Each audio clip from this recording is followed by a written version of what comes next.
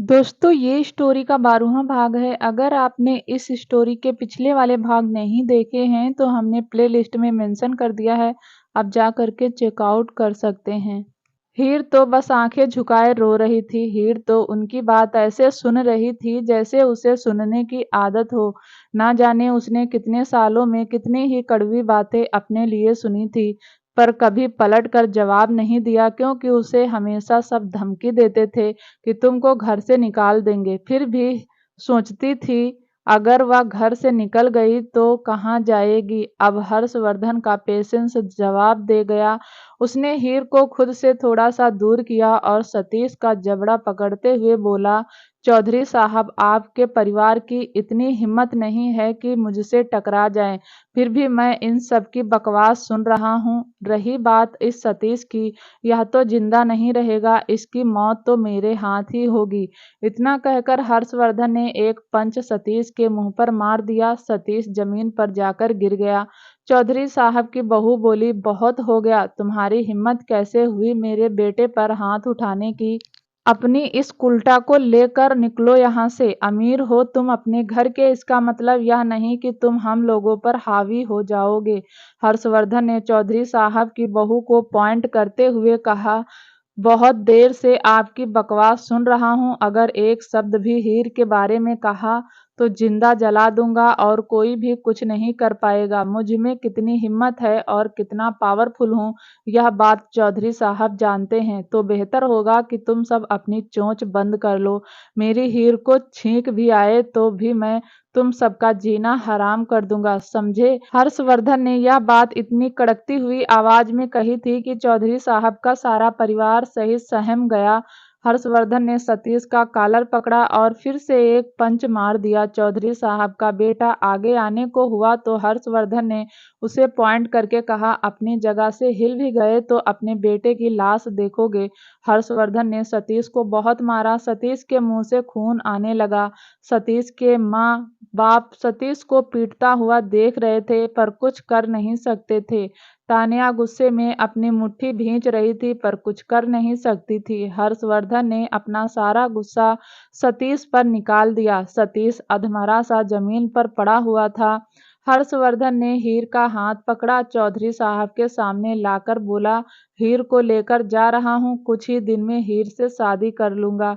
अपने परिवार से कहिए कि मुझसे टकराने की हिम्मत भी ना करें, वरना जानते हो रघुवंशी परिवार आदमियों को गायब करवा देता है और पता भी नहीं चलता। ऐसा ना हो चौधरी साहब कि मैं आपके परिवार को गायब कर दूं।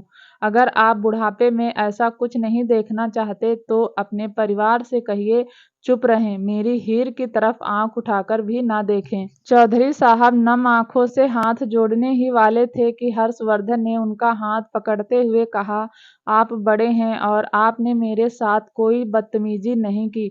आप मेरे सामने हाथ मत जोड़ो। अगर आप हाथ जोड़ोगे तो मुझे लगेगा कि मेरे पिता ही मेरे सामने हाथ जोड़ रहे हैं।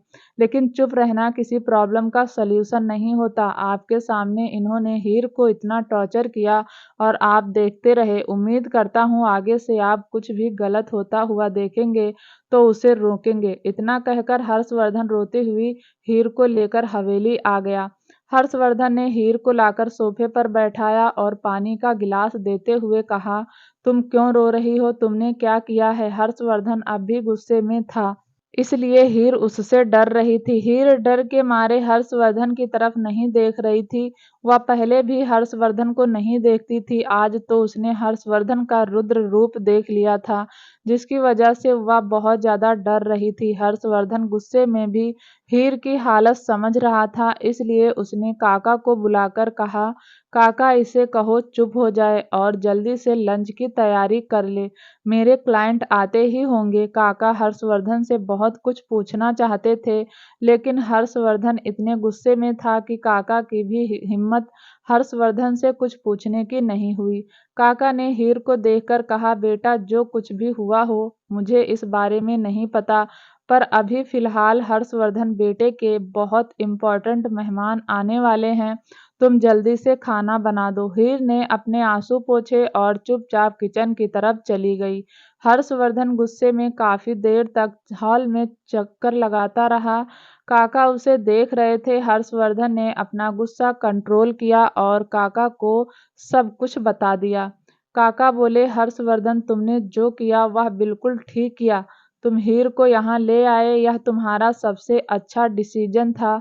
अब हीर से शादी कर लो। हर्षवर्धन काफी हद तक रिलैक्स हो गया। हर्षवर्धन बोला, आज क्लाइंट चले जाएं, उसके बाद मैं अपनी और हीर की शादी के पेपर रेडी करवा लूंगा। थोड़ी देर काका से बात करने के बाद हर्षवर्धन का गुस्सा छूमंतर हो गया।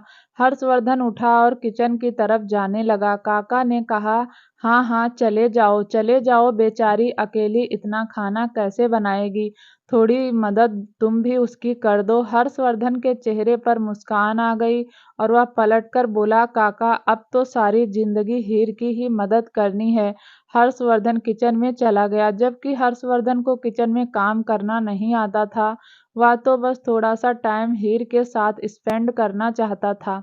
हीर चुपचाप अपने आंसू बहाते हुए काम कर रही थी। हीर अपने आंसू कंट्रोल करना चाहती थी, लेकिन उसके आंसू उसके कंट्रोल से बाहर चले गए थे।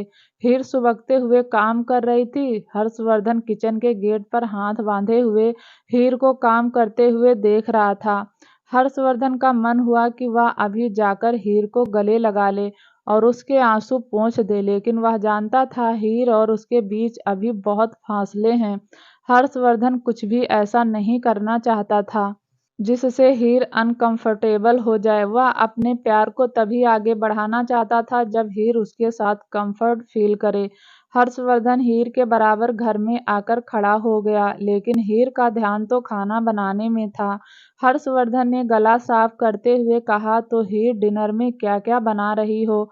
हर्षवर्धन की आवाज सुनकर हीर थोड़ा सा डर गई। हीर ने थोड़ा डरते हुए जवाब दिया, मटर पनीर, छोले, पूरी, रायता, खीर, हलवा, पुलाव, चावल, राजमा। हर्षवर्धन बोला, इतना सब कुछ 1 घंटे में? मेहमान आने वाले हैं, बना लोगी? हीर ने हर्षवर्धन की तरफ नहीं देखा और बस हाँ में गर्दन हिला दी। हर्षवर्धन एक मुस्कुराहट के साथ बोला, तुम्हारी हेल्प कर दूं? हीर ने ना में गर्दन हिला दी। हर्षवर्धन अपनी बात पर जोर देते हुए बोला, तुम अकेले नहीं कर पाओगी, मैं तुम्हारी हेल्प कर देता हूँ। तुम मुझे बताती जाओ कि तुम्हें मेरी क्या क्या हेल्प चाहिए, मैं कर दूंगा। हीर बोली, साहब, मैं कर लूंगी, मुझे आपकी मदद नहीं चाहिए। हर्षवर्धन बोला, देखो हीर, 1 घंटे में मेहमान आ जाएंगे, तुम 1 घंटे में इतना कुछ नहीं कर पाओगी। तुम मुझे बता दो, मैं तुम्हारी हेल्प कर दूंगा। अब हीर सोच में पड़ गई, क्योंकि हर्षवर्धन सही कह रहा था। 1 घंटे में इतना खाना बनाना मुश्किल होगा। हीर ने धीरे से कहा, आप मेरी मदद करेंगे? हर्षवर्धन बोला, इतनी देर से शायद यही कह रहा हूँ कि चलो मैं तुम्हारी हेल्प कर देता हूँ। तुम मुझे बताओ क्या करना है। हीर ने एक बाउल में मटर रखी और हर्षवर्धन की तरफ बढ़ाते हुए कहा, आप इन्हें छील दीजिए। हर्षवर्धन ने मटर को देखा और मन ही मन मुस्कुराकर खुद से कहा, वाह, यह होती है असली पत्नी। अभी तो शादी हुई भी नहीं और इसने मुझे मटर छीलने के लिए भी दे दी, और अब मुझे यह छीलनी भी पड़ेगी, क्योंकि मैंने ही तो जोर देकर कहा था कि हीर, मैं तुम्हारी हेल्प कर देता हूँ। अगर शिवाय और विराज मुझे इस हालत में देख लेते तो चिढ़ा चिढ़ा कर ही मार देंगे। हर्षवर्धन मटर लेकर बैठ गया। हर्षवर्धन ने सारी मटर छील दी। हर्षवर्धन ने मटर छील कर कहा, अब कुछ और काम दे दो। हीर ने हिम्मत करते हुए कहा, साहब, आप मटर प्याज पीस देंगे? हर्षवर्धन ने सवालिया भरी नजरों से हीर को देखा और बोला, हाँ, पीस दूंगा, लेकिन पीसते कैसे हैं? हीर ने मशीन की तरफ इशारा किया। जब जाकर हर्षवर्धन को समझ आया कि वह टमाटर प्याज ग्राइंड करने के लिए कह रही है। हर्षवर्धन ने कहा, हाँ बिल्कुल, यह तो मेरे दाएं हाथ का खेल है। जबकि हर्षवर्धन को मिक्सी चलानी भी नहीं आती थी। हर्षवर्धन ने यूट्यूब पर देखकर टमाटर प्याज को ग्राइंड करने लगा। थोड़ी देर बाद हर्षवर्धन ने हीर को देखकर कहा, हीर, अब तक तो पिस गई होगी। हीर ने हाँ में गर्दन हिला दी। हर्षवर्धन ने बिना सोचे समझे जार का ढक्कन हटा दिया। मिक्सी अब भी चल रही थी, जिसकी वजह से पूरे किचन में टमाटर का पेस्ट फैल गया। हर्षवर्धन के मुंह से निकला, ओ तेरी, या मैंने क्या कर दिया। हर्षवर्धन ने जल्दी से मिक्सी बंद की, लेकिन तब तक टमाटर का पेस्ट हर्षवर्धन के कपड़े और चेहरे पर गिर गया था। हर्षवर्धन की आंखों पर भी थोड़ा सा पेस्ट गिर गया था, जिसकी वजह से हर्षवर्धन ने अपनी आंखें नहीं खोली। फिर हीर बोली, साहब खोलिए। तो हर्षवर्धन ने हिम्मत करके थोड़ी सी आंख खोली और फिर से बंद कर ली। हीर ने अपना दुपट्टा अपने होठों पर लगाकर फूंक मारी, फिर हर्षवर्धन की आंख पर रख दी। उस गर्माहट से हर्षवर्धन की आंख को सुकून सा मिला। करीब 10-12 बार करने के बाद हीर बोली, साहब मुंह धो लीजिए। हर्षवर्धन की आंखें अब काफी हद तक ठीक हो गई थी, लेकिन अब वह एक्टिंग करने लगा। हर्षवर्धन उठा और आंखें बंद किए ही बोला, लेकिन बाहर किस साइड से जाना है? प्लीज तुम मुझे कमरे तक छोड़ दो। हीर तो बहुत मासूम थी, इतनी चालाकियां कहाँ जानती थी। उसे तो लगा हर्षवर्धन जो कह रहा है वह सही कह रहा है। हीर ने हर्षवर्धन की बाजू पकड़ी और बोली, चलिए साहब।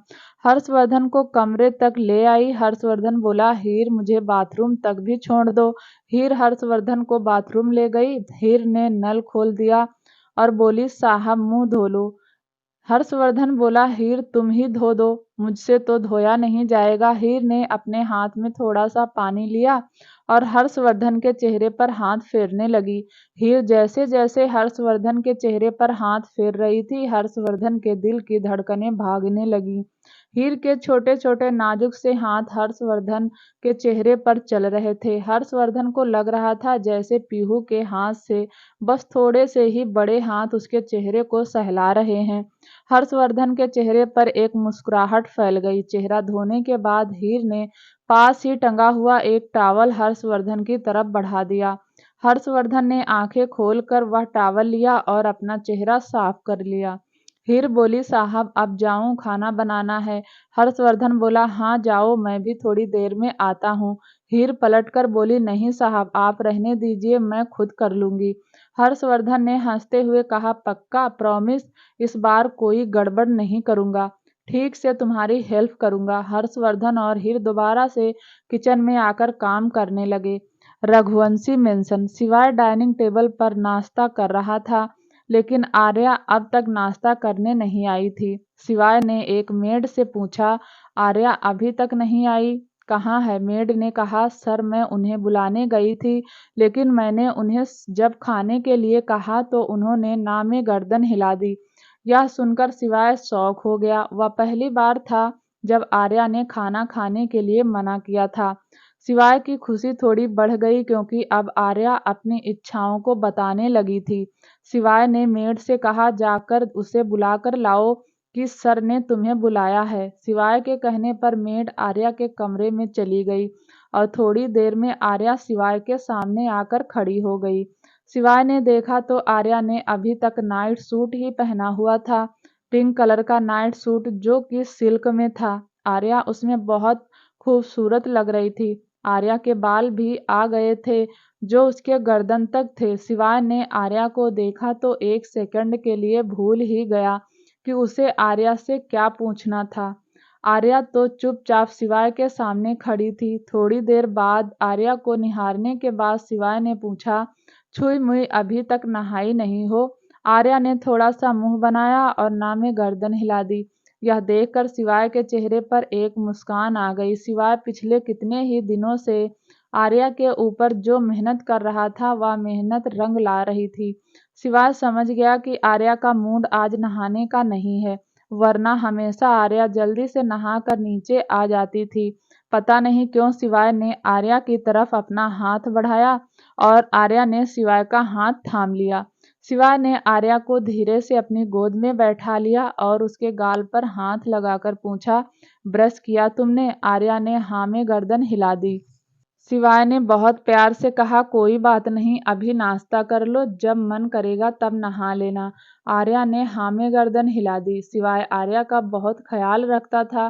क्यों रखता था सिवाय को भी नहीं पता। शायद आर्या ने सिवाय के दिल में अपने लिए जगह बना ली थी और सिवाय को इस बात का एहसास भी नहीं था। शिवाय ने आर्या को जानबूझकर भिंडी और रोटी खिलाने की कोशिश की। आर्या ने मना कर दिया। आर्या के मना करने से शिवाय का दिल फिर से खुश हो गया। शिवाय ने भिंडी रोटी एक साइड रख दी। शिवाय ने जानबूझकर करेले का जूस आर्या के होठों पर लगाते हुए कहा, चलो तुम इसे पी लो। आर्या ने मुंह बनाकर उसको साइड कर दिया। शिवाय के चेहरे पर फिर से एक मुस्कान फैल गई। शिवाय थोड़ा नाराजगी भरी टोन में बोला, तो फिर क्या खाओगी तुम, खुद ही बता दो। आर्या ने आलू के पराठे की तरफ हाथ बढ़ाकर इशारों में कहा कि मैं यह खाऊंगी। शिवाय ने आलू का पराठा और बटर लिया और आर्या को अपने हाथों से खिलाने लगा। आर्या ने एक पराठा खा लिया। शिवाय ने आर्या को गोद से उतारकर खड़ा किया और बोला, अब जब मन करे तब नहा लेना, ठीक है? आज शाम को हॉस्पिटल चलेंगे। आर्या ने किसी मासूम से बच्चे की तरह हाँ में गर्दन हिला दी। शिवाय ने आर्या को जाने के लिए कह दिया और आर्या भी गर्दन हिलाकर वहां से चली गई। शिवाय आर्या को तब तक देखता रहा जब तक आर्या शिवाय के कमरे से नहीं चली गई। आर्या के जाते ही शिवाय के चेहरे पर एक मुस्कान आ गई।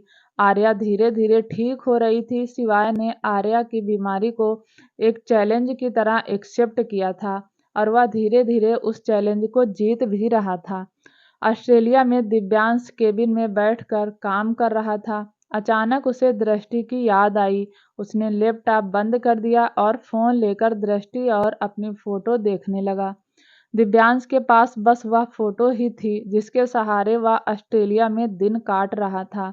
दिव्यांश रोज उस गाने को सुनता था जिस गाने पर दृष्टि ने डांस किया था। दिव्यांश को समझ नहीं आ रहा था कि वह कैसे दृष्टि को अपनी जिंदगी में वापस लाए या नहीं लाए। उसने दृष्टि के साथ जो कुछ भी किया था वह बहुत गलत था और वह पश्चाताप की आग में दिन रात जलता था। तभी पैंथर आ गया। पैंथर को देखकर दिव्यांश थोड़ा सा घबरा गया और उसने अपना फोन साइड में रख दिया। फिर लैपटॉप खोल बैठ गया। पैंथर दिव्यांश के साथ बचपन से रहता था। दोनों के बीच एक अच्छी दोस्ती भी थी। पैंथर बोला, सर यह पहली बार हुआ है कि आप मुझसे कुछ छुपा रहे हैं और यह पहली बार हुआ है कि मेरी भी आपसे पूछने की हिम्मत नहीं होती। लेकिन इतना तो मैं समझ गया हूँ कि आपने दृष्टि के साथ जो कुछ भी किया उसके लिए आप पछता रहे हैं।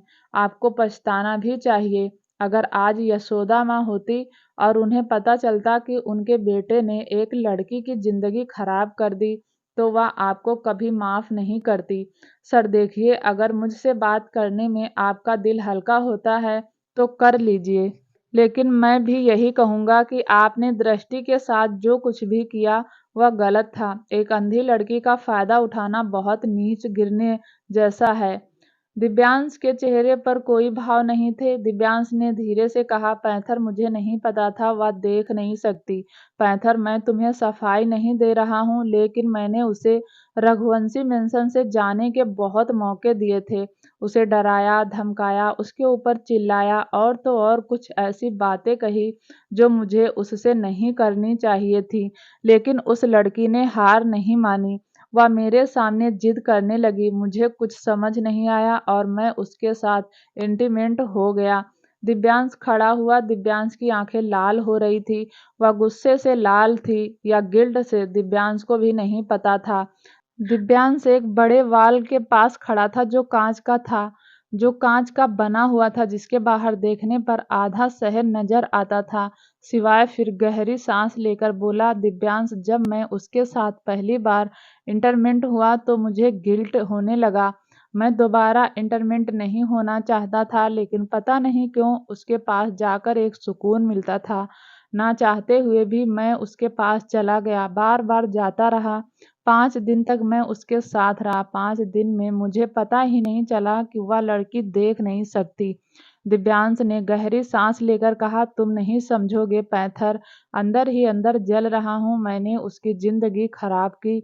लेकिन उसे इतना कुछ कह दिया जो शायद कभी किसी लड़के को किसी लड़की को नहीं कहना चाहिए। अपने गुस्से में इतना पागल हो गया कि अपने माँ-बाप के संस्कार भूल गया। बदले की भावना में इतना बह गया कि दृष्टि को ना जाने कितनी कड़वी बातें कह दी। शरीर के जख्म भर जाते हैं, जुबान से दिए हुए जख्म कभी नहीं भरते हैं। मैं अगर दृष्टि से माफ़ी भी माँगूँ तो शायद वह मुझे कभी माफ़ न करे। मैंने उसे जो कुछ कहा उसके चलते तो वह मुझे माफ़ी कभी नहीं करेगी, और अगर उसने मुझे माफ़ नहीं किया तो मैं पश्चाताप की आग में जलता ही रहूँगा। अगले ही पल दिव्यांश की आँख से आँसू बह गया। दिव्यांश ने आँसू साफ करते हुए कहा, पैंथर, मुझे सपने में रिया दिखाई देती थी। मैं बेचैन हो जाता था, लेकिन अब मुझे रिया दिखाई नहीं देती, मुझे दृष्टि दिखाई देती है। आंखें बंद करता हूँ तो उसका चेहरा मेरे सामने आ जाता है, आंखें खोलता हूँ तो उसकी आवाज़ मेरे कानों में गूंजती है। पैंथर इस वक्त दिव्यांश की हालत समझ रहा था। चाहे दिव्यांश ने कुछ भी किया हो, लेकिन पैंथर के दिल में दिव्यांश के लिए बुरा महसूस हो रहा था। पैंथर ने दिव्यांश को सोफे पर बैठाया और पानी दिया। दिव्यांश ने पानी पी लिया। पैंथर पंजों के बल दिव्यांश के पास बैठकर बोला, सर, अगर आपको दृष्टि से प्यार हो गया है तो आपको अपने प्यार को आगे बढ़ाना चाहिए, और तब तक बढ़ाना चाहिए जब तक वह आपको माफ़ करके आपकी ज़िंदगी में ना आ जाए। सर, कोशिश करने से सब कुछ होता है। आप दृष्टि से माफ़ी मांगेंगे तो वह आपको माफ़ कर देगी। यशोदा माँ कहती थी ना कि औरतों का दिल बहुत नाजुक होता है और वह बहुत जल्दी माफ़ कर देती हैं। अगर आप दिल से माफ़ी मांगेंगे तो दृष्टि भी आपको माफ़ कर देगी। सर, मुझे नहीं पता, लेकिन आपने तो दृष्टि को महसूस किया है। कहीं न कहीं आपको भी लगता होगा कि वह आपके पास आकर अच्छा महसूस करती है।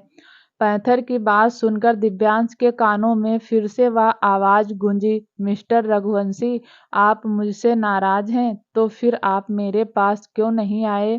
दिव्यांश को डाउट तो था कि दृष्टि उसे कहीं न कहीं पसंद करने लगी है, लेकिन पक्का नहीं था। दिव्यांश ने मन ही मन सोचा, अगर 1% भी दृष्टि मुझे प्यार करती है, तो मैं उसे 1% को 100% में बदल दूँगा। पैंथर फिर बोला, डिसाइड हो गया है। ऑस्ट्रेलिया जाने के बाद आप दृष्टि के पीछे ऐसे पड़े होंगे जैसे कोई कॉलेज का लड़का अपनी गर्लफ्रेंड के पीछे पड़ जाता है, जब तक वह हाँ ना कह दे। दिव्यांश बोला, पैंथर, किस मुंह से दृष्टि से माफ़ी मांगूं? सच कहता हूँ पैंथर, अगर आज माँ जिंदा होती तो मुझे घर से निकाल देती। पैंथर को हंसी आ गई। वह थोड़ा मुस्कुराकर बोला, हाँ सर, आपको याद है ना, आपको और सिवाय सर को यशोदा माँ ने घर से बाहर खड़ा कर दिया था जब आपने पहली बार ड्रिंक की थी। दिव्यांश ने अपना एक हाथ उठाते हुए हल्का सा मुस्कुराकर कहा, साले, बताऊं तुझे, पुरानी बातें बहुत याद आ रही हैं। थोड़ी देर बाद दिव्यांश और पैंथर दोनों ही हंसने लगे। दोनों हंस रहे थे और दिव्यांश ने अपना एक हाथ पैंथर के गाल पर रखा हुआ था, और तभी डेजी रूम में आ गई। डेजी ने दोनों को इस सिचुएशन में देखा तो कुछ और ही समझ लिया। डेजी ने मन ही मन खुद से कहा, ओह माय गॉड, इसीलिए दिव्यांश रघुवंशी लड़कियों से दूर रहता है, क्योंकि इसे तो लड़के पसंद हैं, और वैसे भी पैंथर भी दिखने में काफ़ी स्मार्ट और डेसिंग है। डेजी को देखकर पैंथर दिव्यांश दोनों का मुंह बन गया, लेकिन बिजनेस के चलते दोनों को ही उसे झेलना पड़ता था। डेजी अपने स्टाइल में केबिन में आई और चेयर पर बैठती हुई बोली, सॉरी गाइस, मैंने तुम लोगों को डिस्टर्ब कर दिया, बट आज रात एक पार्टी है और तुम दोनों को उसमें आना है। पैंथर मन ही मन बोला, क्यों आना है? इज्जत लुटाने? दिव्यांश ने सवाल भरी नजरों से डेजी को देखा तो डेजी दिव्यांश के भाव को समझते हुए बोली, वह क्या है ना, मेरा बर्थडे है और मैंने एक ग्रैंड पार्टी ऑर्गेनाइज की है, तो तुम दोनों को उस पार्टी में ज़रूर आना है। आखिर हम लोग बिजनेस पार्टनर हैं। डेज़ी चेयर से खड़ी हुई और बाहर जाने लगी। फिर वह रुक गई और पलटकर बोली, बर्थडे गिफ्ट लाने की ज़रूरत नहीं है, मैं अपना गिफ्ट खुद ही ले लूँगी। इतना कहकर डेज़ी चली गई। पैंथर ने दिव्यांश को देखा और थोड़ा सा गुस्से में बोला, मैं बोल रहा हूँ सर, यह औरत मुझे ठीक नहीं लगती। दिव्यांश ने बिना किसी भाव के कहा, तो जो औरत ठीक लगती है उसके बर्थडे पार्टी में चला जा। पैंथर के चेहरे पर थोड़ी सी शर्म के साथ एक मुस्कुराहट आ गई और वह बोला, क्या सर आप जानते हैं ना, जब तक आपकी शादी नहीं होगी मैं भी शादी नहीं करूंगा। दिव्यांश ने हल्का सा मुस्कुराकर कहा, तो फिर ठीक है, दोनों चलते हैं इंडिया। तू अपनी वाली को ढूंढ ले, मैं अपनी वाली को मना लूंगा। पैंथर मुस्कुराकर चला गया। दिव्यांश ने आज अपने दिल की बात पैंथर को कह दी थी, इसलिए दिव्यांश बहुत हल्का महसूस कर रहा था। दिव्यांश ने डिसाइड कर लिया था कि अब वह दृष्टि को अपनी जिंदगी में लाकर ही रहेगा। पुश्तैनी हवेली। हर्षवर्धन ने जब से टमाटर का पेस्ट किचन में फैलाया था, तब से वह हर काम फूंक मार मार कर रहा था। हर्षवर्धन हीर का काम नहीं बढ़ाना चाहता था। हर्षवर्धन और हीर दोनों ने मिलकर करीब 1 घंटे में ही खाना बना लिया। हर्षवर्धन ने हीर की ज्यादा कुछ हेल्प नहीं की थी, लेकिन वह खुद में ही प्राउड फील कर रहा था कि उसने हीर की मदद कर दी है। हर्षवर्धन ने एप्रिन उतारते हुए कहा, हीर मैंने तुम्हारे लिए कुछ कपड़े मंगवाए हैं, तुम वह कपड़े पहन लो। मेरे गेस्ट आएंगे और तुम्हें इन वाइट कलर के कपड़ों में देखेंगे तो वह मुझसे 10 सवाल पूछेंगे। हीर धीरे से बोली, साहब लेकिन विधवा तो ऐसे ही कपड़े पहनती हैं, और वैसे भी मैं आपके मेहमानों के सामने क्यों जाऊंगी। हर्षवर्धन बोला, क्यों, तुम मेरे मेहमानों से नहीं मिलोगी। हीर ने सर झुकाकर धीरे से कहा, साहब भला मैं उनसे मिलकर क्या करूंगी। आपके मेहमान तो इतने अमीर होंगे, पढ़े लिखे होंगे, विदेशों से आए हैं, मैं उन सब से मिलकर क्या करूं। अभी साहब मैं नहीं मिलना चाहती। हर्षवर्धन बोला, अभी इस बात पर बहस करने का टाइम नहीं है। मैंने तुम्हारे कपड़े मंगवा दिए हैं तो उन्हें पहन लो। मैं तुम्हें अपने मेहमान से जरूर मिलवा लूंगा, और थोड़ी जल्दी करना, कपड़े पीहू के कमरे में रखे हैं। हर्षवर्धन ने हीर की नहीं सुनी और अपना फरमान सुना दिया। ना चाहते हुए भी हीर ऊपर पीहू के कमरे में चली गई। पीहू का कमरा खिलौनों से भरा पड़ा था। पीहू दिन में कहीं रहती थी और रात को हर्षवर्धन के पास होती थी। हीर ने पीहू के बेड पर देखा तो वहां एक पिंक कलर का अनारकली सूट रखा था, जो देखने में बहुत सुंदर और स्टाइलिश था। हीर ने तो ऐसी ड्रेस कभी देखी भी नहीं थी। हीर उस ड्रेस को देखकर इतना तो समझ गई कि वह बहुत महंगी है।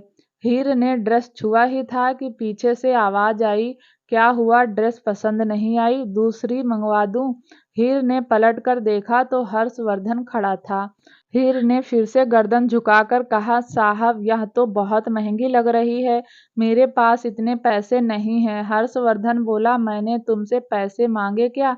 हीर धीरे से बोली, साहब लेकिन मेरे ऊपर इतना खर्च मत कीजिए, मैं कभी चुका नहीं पाऊंगी। हर्षवर्धन ने शरारती भरे लहजे में कहा, कोई बात नहीं, मैं बिजनेसमैन हूँ, घाटे का सौदा नहीं करता, मैं अपने पैसे वसूल लूंगा। फिलहाल तुम तैयार हो जाओ। हर्षवर्धन से बहस करने की हिम्मत हीर में तो नहीं थी। हीर ने ड्रेस उठाई और चुपचाप वॉशरूम में चली गई। हर्षवर्धन तब तक वहीं खड़ा रहा। हीर ने ड्रेस पहन ली और हीर उस ड्रेस में बहुत खूबसूरत लग रही थी, लेकिन हीर की हिम्मत बाहर जाने की नहीं थी। हर्षवर्धन को फेस करना हीर के बस की बात नहीं थी। हर्षवर्धन तो बेसब्री से हीर का इंतजार कर रहा था। हर्षवर्धन ने टॉप कलेक्शन में से हीर के लिए वह सूट पसंद किया था। हर्षवर्धन तो हीर को सूट में देखना चाहता था। पहली बार हर्षवर्धन हीर को किसी रंग में देखता। हीर बाहर नहीं आ रही थी। करीब 15 मिनट तक हर्षवर्धन बाहर ही खड़ा रहा। हर्षवर्धन के अंदर इतनी हिम्मत नहीं हो रही थी कि वह हीर को बाहर आने के लिए कह दे। आखिर उन दोनों के बीच रिश्ता ही क्या था जो हीर को बाहर आने के लिए कह देता। थोड़ी देर में हर्षवर्धन के कानों में काका की आवाज पड़ी, हर्षवर्धन तुम्हारे मेहमान आ गए हैं, नीचे आ जाओ। ना चाहते हुए भी हर्षवर्धन को उस कमरे से बाहर जाना पड़ा। हर्षवर्धन नीचे आया और उसने अपने मेहमानों को अच्छे से वेलकम किया। करीब 1 घंटा उनके पास बैठने के बाद हर्षवर्धन ने घर के नौकरों को डाइनिंग टेबल की तरफ इशारा करते हुए कहा, तुम लोग खाना लगा दो, मेरे गेस्ट खाना खाएंगे। हर्षवर्धन ने अपने गेस्ट को देखकर इशारा करते हुए कहा, चलिए खाना खा लीजिए। सारे गेस्ट थे और वह सब डाइनिंग टेबल पर बैठ गए। हर्षवर्धन सबको एक्सक्यूज मी कहकर चला गया। हर्षवर्धन सीधा पीहू के कमरे में गया। हर्षवर्धन ने देखा हीर मिरर के सामने खड़ी है और उसने दुपट्टा सर पर लिया हुआ है। हीर सच में उस सूट में बहुत खूबसूरत लग रही थी। हर्षवर्धन तो हीर को ही देखना चाहता था। हर्षवर्धन धीरे कदमों से हीर के पास गया। हर्षवर्धन ने धीरे से हीर का दुपट्टा उसके सिर से उतारकर साइड में डाल दिया। हर्षवर्धन ने हीर के बालों को खोल दिया और हाथों से ठीक कर दिया। हर्षवर्धन ने एक छोटी सी बिंदी ली और हीर के माथे पर लगा दी थी। हीर तो चुपचाप डरी सहमी सी हर्षवर्धन के सामने खड़ी थी। हर्षवर्धन ने ड्रेसिंग टेबल से एक बेंगल का सेट निकाला और हीर को पहना दिया। हीर को तो समझ नहीं आ रहा था उसके साथ क्या हो रहा है। उसके अंदर हर्षवर्धन को रोकने की हिम्मत नहीं थी। वह तो चुपचाप बुत बनी हुई खड़ी थी। हर्षवर्धन ने ईयर रिंग्स लिए जो साइज में थोड़े बड़े थे और हीर को पहना दिए। हर्षवर्धन ने हीर को हल्का सा मिरर के पास ले जाकर कहा, हीर आंखें उठाकर देखो, तुम कितनी खूबसूरत लग रही हो। हीर की हिम्मत तो आंखें उठाने की थी ही नहीं। हर्षवर्धन ने फिर से हीर के कानों में धीरे से कहा, हीर एक बार आंख उठाकर देखो, तुम सच में बहुत खूबसूरत हो। हीर ने हिम्मत करते हुए धीरे धीरे अपनी आंखें उठाकर मिरर में देखा। हीर को विश्वास नहीं हुआ कि वह सच में इतनी खूबसूरत है। वह ड्रेस सच में ऐसी थी जैसे हीर के लिए ही बनी हो। हीर ने कुछ नहीं कहा। हर्षवर्धन फिर बोला, हीर चलो नीचे चलते हैं, तुम्हें मेहमानों से मिलवाना है। हीर की आंखें हल्की सी नम हो गई। हीर ने हिम्मत करते हुए धीरे से कहा, साहब मैं कैसे, मैं नहीं मिल पाऊंगी, मैं नहीं जाना चाहती नीचे। यह सब अंग्रेजी भाषा में बोलेंगे और मुझे तो अंग्रेजी भाषा का एक भी शब्द समझ नहीं आता। साहब मैं आपके मेहमानों से मिलने लायक नहीं हूँ। साहब मैं यहीं हूँ, मुझे नहीं मिलना। हर्षवर्धन ने हीर का हाथ पकड़ा और अपनी पकड़ मजबूत करते हुए कहा, देखो हीर, अंग्रेजी बस एक भाषा है, किसी को आती है और किसी को नहीं आती। उससे ज्ञान का लेना देना नहीं है। जैसे तुम्हें भजन आते हैं, उन लोगों को भजन नहीं आते। इस हिसाब से तो वह भी डर रहे होंगे कि हीर को तो इतने अच्छे अच्छे भजन आते हैं और हमें नहीं आते। तुम मेरे साथ नीचे चलो, वह तुमसे कुछ नहीं पूछेंगे, समझी। देखो हीर, अपने डर से बाहर आओ। अगर तुम ऐसे ही डरती रहोगी तो कभी खुश नहीं रह पाओगी। मैं हूं ना तुम्हारे साथ, चलो नीचे। हर्षवर्धन ने थोड़ा जोर दिया तो हीर नीचे आने के लिए तैयार हो गई। हर्षवर्धन ने हीर का हाथ पकड़ा और सीढ़ियों से होता हुआ नीचे आने लगा। हर्षवर्धन के जितने भी गेस्ट थे वह सब हीर को देखने लगे। हीर तो नीचे नजरें झुकाए आ रही थी। हर्षवर्धन हीर को डाइनिंग टेबल पर ले आया और उसे अपने पास ही बैठा लिया। अब इंग्लिश में सब बातें कर रहे थे और हीर के खाने की तारीफ कर रहे थे, जिसे देखकर हर्षवर्धन बहुत प्राउड फील कर रहा था। हीर तो नजरें झुकाए चुपचाप उनकी बातें सुन रही थी, लेकिन हीर को तो कुछ पल्ले पड़ ही नहीं रहा था। उनमें से एक आदमी ने पूछा, हु इज, यह कौन है? हर्षवर्धन बोला, माय वाइफ, मेरी होने वाली पत्नी। सारे गेस्ट एक एक करके उठकर हर्षवर्धन से हाथ मिलाकर कांग्रेचुलेशन कहने लगे। हर्षवर्धन भी हर एक गेस्ट को थैंक यू बोल रहा था। हीर को तो समझ ही नहीं आया कि उन्होंने क्या पूछा और हर्षवर्धन ने उसे क्या जवाब दिया। उन सब गेस्ट में से दूसरे आदमी ने कहा कि इज वेरी प्रिटी, या बहुत सुंदर है। हर्षवर्धन ने उस आदमी की तरफ स्माइल पास कर दी। तीसरे आदमी ने पूछा, why is not she having lunch, यह खाना क्यों नहीं खा रही है? Heer want me to read it with my hand, Heer चाहती है मैं इसे अपने हाथों से खाना खिलाऊं। हर्षवर्धन ने मुस्कुराकर जवाब देते हुए कहा और एक और आदमी ने हर्षवर्धन को देखकर स्माइल पास की और बोला, don't worry, go ahead. Harshvardhan को तो मजा आ रहा था क्योंकि हीर को कुछ समझ नहीं आ रहा था और हर्षवर्धन अपने दिल की बातें उन लोगों से कह रहा था। हर्षवर्धन ने धीरे से हीर की तरफ देखकर कहा, या सब कह रहे हैं कि मैं तुम्हें अपने हाथों से खाना खिला दूं। हीर ने आंखें उठाकर हर्षवर्धन की तरफ देखा और मासूमियत से बोली, साहब मैं यह सब नहीं खाती और आपके हाथों से तो बिल्कुल नहीं। साहब आप अपने मेहमानों को मना कर दीजिए कि मैं खाना नहीं खाऊंगी। हर्षवर्धन हीर की हालत समझ रहा था। वह जिस माहौल से निकल कर आई थी उस माहौल से यह सब एक्सपेक्ट करना हीर के लिए बहुत मुश्किल हो रहा था। हर्षवर्धन जानता था कि हीर को धीरे-धीरे ही उसे अपने रंग में रंगना पड़ेगा। अगर वह हीर के साथ जल्दबाजी करेगा तो हीर यह सब एक्सेप्ट नहीं कर पाएगी। हर्षवर्धन बोला, कोई बात नहीं, मैं इन्हें समझा दूंगा। यह कहती है कि मैं इसे अकेले में खाना खिलाऊं, तो आप साथ लंच कीजिए, मैं बाद में इसे खाना अपने हाथों से खिला दूंगा। हर्षवर्धन के सारे गेस्ट ने एक दूसरे को देखा और फिर मुस्कुराकर लंच करने लगे। दूसरी तरफ शिवाय आर्या को लेकर हॉस्पिटल पहुंच चुका था। शिवाय और आर्या डॉक्टर के केबिन में बैठे हुए थे, डॉक्टर का वेट कर रहे थे। तभी एक लेडीज डॉक्टर केबिन में आई जो शायद उस सीनियर डॉक्टर की असिस्टेंट थी। लेडी डॉक्टर उम्र में करीब 40 के आसपास की होगी। वह आकर चेयर पर बैठी और आर्या की रिपोर्ट को सामने रखते हुए बोली, मिस्टर रघुवंशी, आर्या की रिपोर्ट काफ़ी हद तक नॉर्मल आई है। काफ़ी कम टाइम में काफ़ी इम्प्रूवमेंट किया है। अगर आप ऐसे ही आर्या का ख्याल रखते रहे तो आर्या बहुत जल्द ठीक हो जाएगी। शिवाय को डॉक्टर से अकेले में बात करनी थी, इसलिए शिवाय बोला, डॉक्टर क्या आप केबिन से बाहर आ सकती हैं? मुझे आपसे अकेले में बात करनी है। डॉक्टर उठी और शिवाय को फॉलो करते हुए केबिन से बाहर चली गई। डॉक्टर शिवाय को देखकर बोली, कहिए मिस्टर रघुवंशी, आपको मुझसे क्या बात करनी है? शिवाय बोला, डॉक्टर मुझे समझ नहीं आता कि मैं आर्या में फीलिंग कैसे डेवलप करूं, लेकिन मैंने नोटिस किया है कि आर्या काफ़ी हद तक अपनी फीलिंग को समझने लगी है। डॉक्टर ने पूछा, क्या आप और आर्या मैरिड हैं? शिवाय ने ना में गर्दन हिला दी। डॉक्टर बोली, मिस्टर शिवाय, आप आर्या से शादी कर लीजिए, इसके साथ थोड़ा सा फिजिकल होने की कोशिश कीजिए। थोड़ा सा मतलब इनके सर को अपने कंधे पर रखे, इनकी कमर सहलाइए, इन्हें प्यार का एहसास कराइए। आप इन्हें किस भी कर सकते हैं। कहने का मतलब यह है कि आप अगर इनके साथ थोड़ा क्लोज जाएंगे तो शायद आर्या के अंदर दबी हुई फीलिंग उभरने लग जाए। वैसे इन्होंने काफ़ी हद तक इम्प्रूवमेंट की है। मैं सच कहती हूँ मिस्टर शिवाय, अगर आपने 3-4 महीने और इनके ऊपर मेहनत कर ली तो यह बहुत जल्द बोलने भी लगेगी।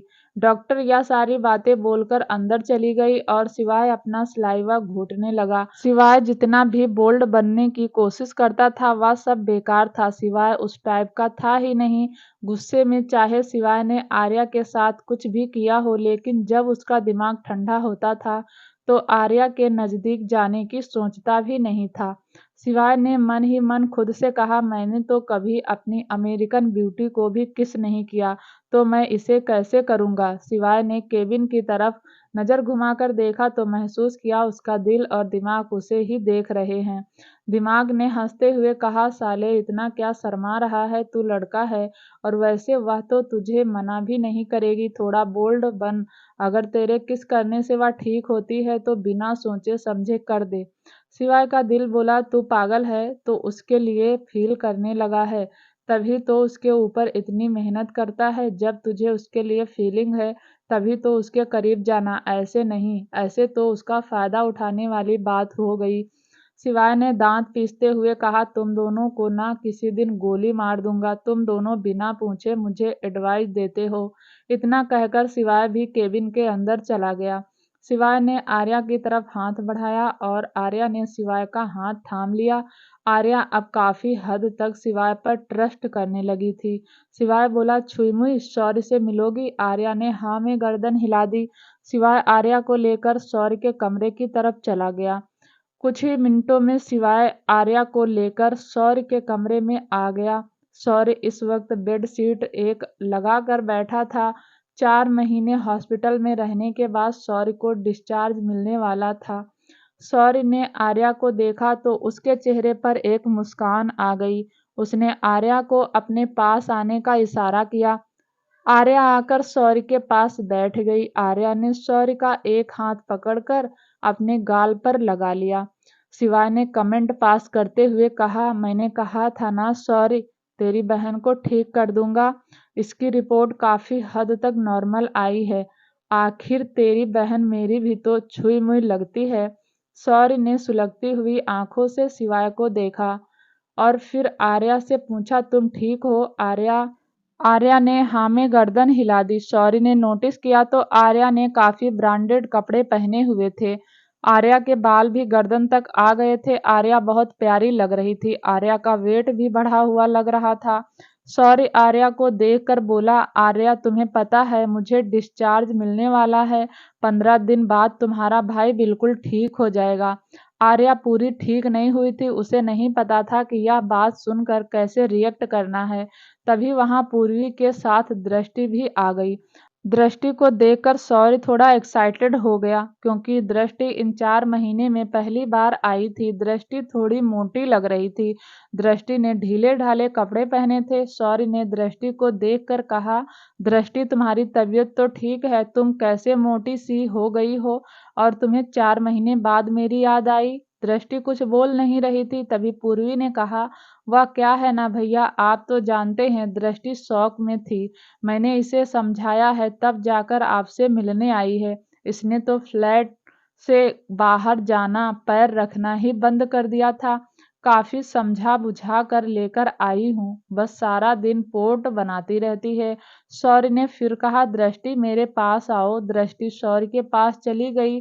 शौर्य ने दृष्टि का हाथ पकड़ा और अपने गाल पर लगाकर कहा, दृष्टि मैं बिल्कुल ठीक हूँ, बिल्कुल ठीक हो गया हूँ। तुम अब चिंता मत करो, कुछ दिनों में मुझे डिस्चार्ज मिल जाएगा।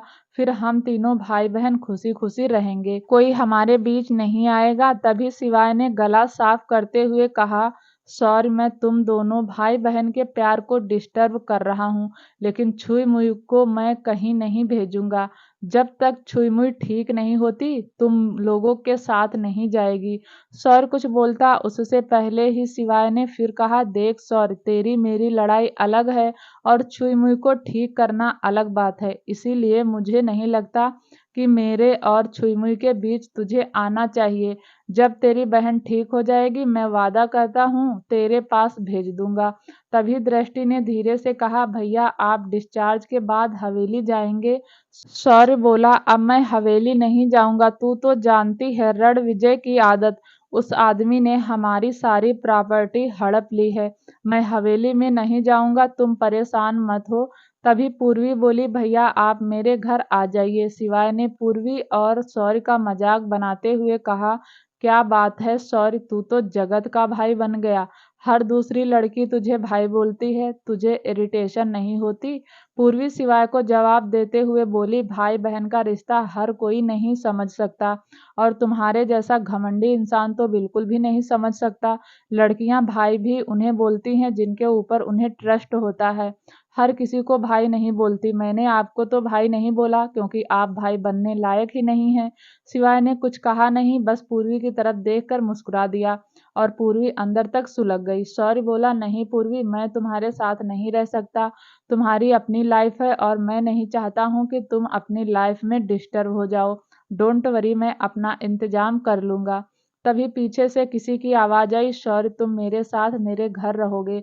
सबने नजरें उठाकर गेट की तरफ देखा तो वरदान सिंह रजावत खड़ा था। वरदान को देखकर शिवाय के भौं तन गई। शिवाय ने थोड़ा गुस्से में कहा, तुम यहाँ क्या कर रहे हो? वरदान बोला, बड़ों को तुम नहीं आप कहते हैं, लेकिन रघुवंशी परिवार के लोग तमीज भूल गए हैं। कोई बात नहीं, हर्षवर्धन के साथ बहुत जल्द मुझे एक मीटिंग करनी है, तो मैं आधा घंटा रघुवंशी परिवार की तमीज के बारे में भी बात कर लूंगा। डायरेक्ट इनडायरेक्ट शिवाय को वरदान ने हर्षवर्धन की धमकी दे दी थी। शिवाय ने अपनी बात सही करते हुए दांत पीसते हुए बोला, आप यहाँ क्या कर रहे हैं? शिवाय ने भी आप बोलकर इनडायरेक्ट माफी मांग ली ताकि वह हर्षवर्धन से उसकी शिकायत न कर सके। वरदान ने हल्का सा मुस्कुराकर कहा, मैं सौर्य से मिलने आया हूँ जैसे तुम मिलने आए हो, लेकिन मैं तुम्हारी तरह ताने नहीं मारता, हाल चाल पूछता हूँ। वरदान ने दृष्टि और आर्या को देखा और वरदान का दिल हुआ कि वह दृष्टि और आर्या को गले लगा ले, लेकिन फिलहाल वरदान ऐसा कर नहीं सकता था। वरदान की कुछ मजबूरियां थी जिसके चलते वह इन तीनों भाई बहन को अपने बारे में कुछ नहीं बता सकता था। वरदान ने आर्या को देखा तो उसके मासूम चेहरे को देखता ही रहा। आखिर दृष्टि अचानक मोटी कैसे हो गई? क्या दृष्टि कुछ छुपा रही है शौर्य से? क्या दिव्यांश दृष्टि को अपनाएगा? जानने के लिए दोस्तों प्लीज़ चैनल को लाइक शेयर सब्सक्राइब जरूर करें ताकि जब भी वीडियो डालें आपको नोटिफिकेशन तुरंत मिले। तब तक के लिए नमस्कार, धन्यवाद।